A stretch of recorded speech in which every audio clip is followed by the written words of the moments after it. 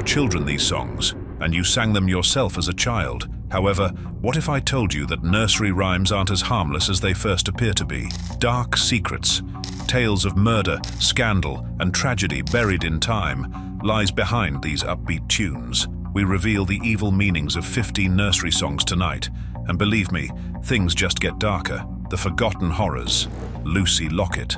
Lucy Locket lost her pocket, Kitty Fisher found it. Let's start with a seemingly innocent nursery rhyme. Lucy Locket lost her pocket, Kitty Fisher found it. It sounds simple, doesn't it? Not exactly. The origin of this little song is significantly more scandalous than you might think. Kitty Fisher and Lucy Locket weren't simply made-up names, they were actual ladies, and not just any women. They were well-known courtesans in 18th century London, embroiled in a rivalry that transcended social circles and directly affected the income of affluent men. Nothing in it, just a ribbon round it. The term pocket back then meant more than just a tiny coin purse. Additionally, it was slang for financial stability, frequently associated with a giving partner or benefactor. Therefore, Lucy Locket lost her pocket, not because she misplaced a purse, but because she lost the love and money of a wealthy man. Kitty Fisher too? She quickly intervened and took back what Lucy had lost. This verse was a covert swipe at two prominent mistresses embroiled in the social drama of their era, far from being a harmless nursery rhyme. It only goes to show that even in the rhymes we learned as children, history can be found in the most unlikely places. The next one is even crazier. Goosey, goosey, gander. Goosey, goosey, gander, where shall I wander? Goosey, goosey, gander appears to be a harmless little ditty about roving geese at first view. However, if you look a bit closer, the story becomes considerably darker. The harsh reign of King Henry VIII and the persecution of Catholics in England are the origins of this poem. Catholic priests were had to go into hiding during this time, frequently in priest holes, which are hidden spaces inside houses. Those found to be practicing their religion were subject to harsh penalties, including death. So I took him by his left leg and sent him down the stairs. And that line that seemed to be joking. I threw him down the stairs after grabbing him by the left leg. It was a somber allusion to these monks' fate, rather than a story about a mischievous goose. Goosey, goosey, gander is more than just a simple nursery rhyme. It's a terrifying reminder of a period when religious persecution was a real and deadly threat. It serves as evidence that even seemingly innocuous verses might contain traces of a much darker past. The next one has a very crooked meaning attached to it. There was a crooked man.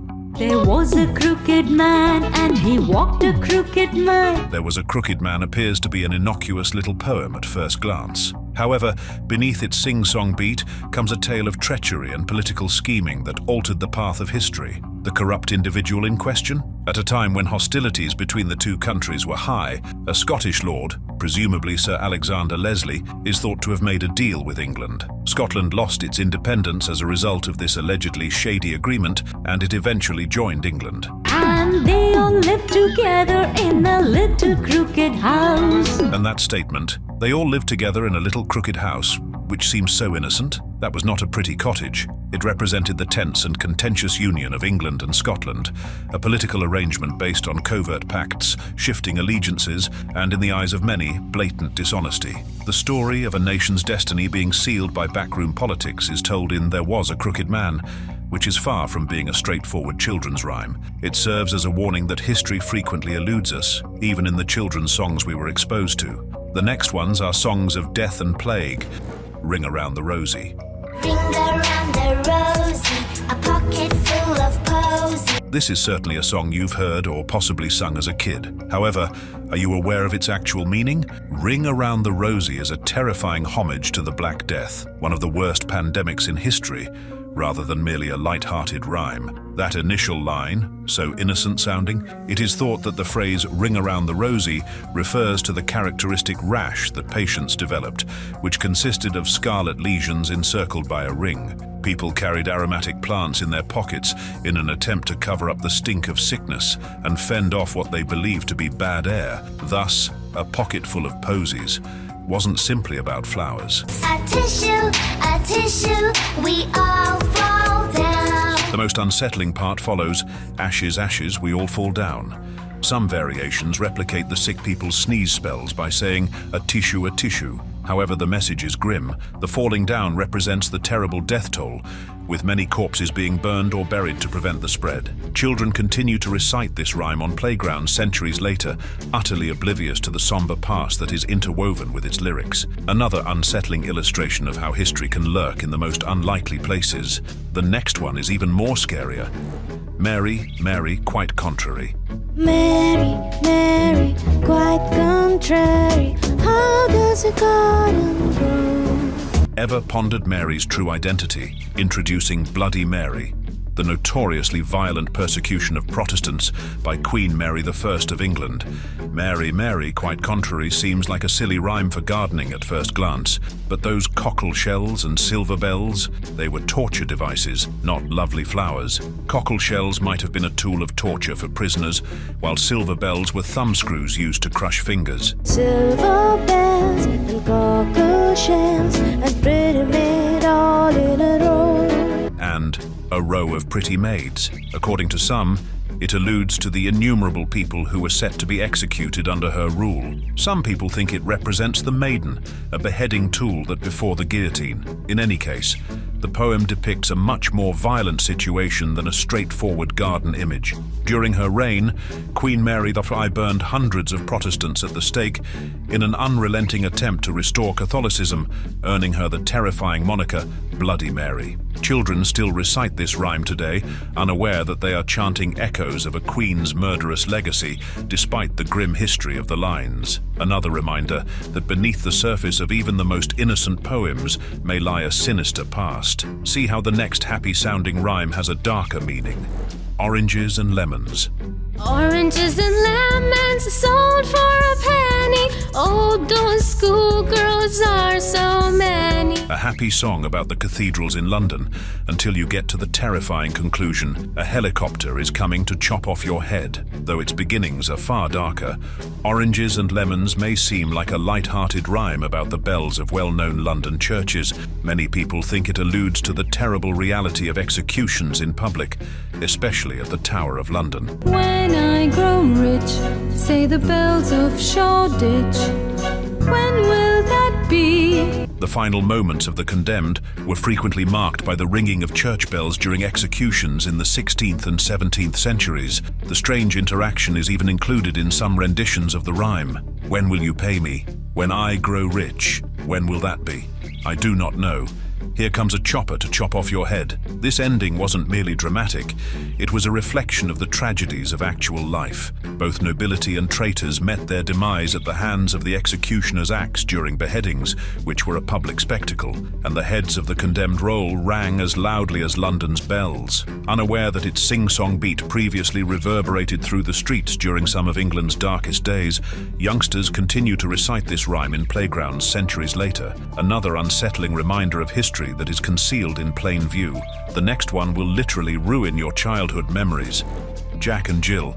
Jack and Jill went up the hill to fetch a pail of water. A charming story about two children going to get water. Rethink your mind. Jill and Jack may not be as innocent as they appear. This nursery rhyme's grislier origin, according to some historians, is the beheading of King Louis XVI and Queen Marie Antoinette of France during the French Revolution. Jack fell and broke his crown seems like a straightforward mishap, doesn't it? In reality, however, shattering his crown might have referred to Louis XVI's 1793 head loss by guillotine. Jill came tumbling after too. The same thing happened to Marie Antoinette a few months later. He went to bed and bound his head with vinegar and brown paper. The spooky parallels are difficult to overlook, even though there is no concrete evidence connecting the poem to the unfortunate royals. According to others, Jack and Jill might represent high taxes under King Charles I, or possibly an effort to control the price of alcohol in the 17th century. In any case, there is an unnerving twist to the notion that a humorous children's song could be connected to one of the bloodiest revolutions in history. Children still repeat Jack and Jill today, nevertheless, despite its possibly sinister beginnings, without ever realizing that they may be chanting echoes of the fall of the French monarchy. This serves as one another reminder that history can be found in the most unlikely places. The next one is even more scandalous. Baba Black Sheep. Baba Black Sheep, have you any wool? This tune that sounds innocent Actually, it has to do with medieval taxes.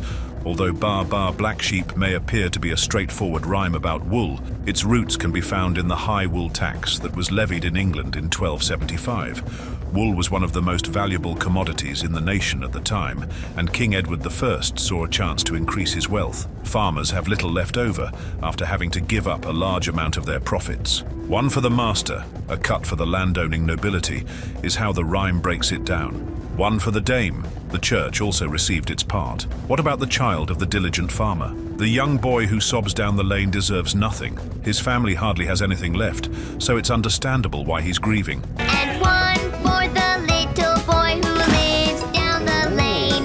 The eerie accuracy of the rhyme's language suggests otherwise, despite the claim of some that it only describes the dispersal of wool. For generations, the wool tax enriched the wealthy while making life tough for the regular people. Children still chant this rhyme with joy today, despite its somber past, not realizing that they are reciting the struggles of medieval England. The next one is another reminder that even the most recognizable terms can conceal history.